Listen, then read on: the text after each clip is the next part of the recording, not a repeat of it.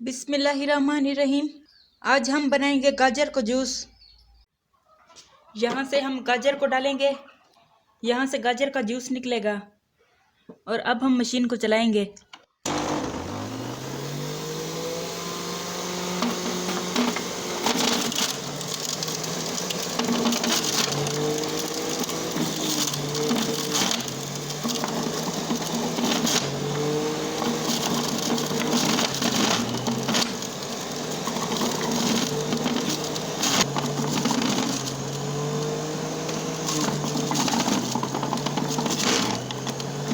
اب ہم نے گاجر کا جوس نکال لیا ہے، اسے ہم چھان کر گلاس میں ڈالیں گے۔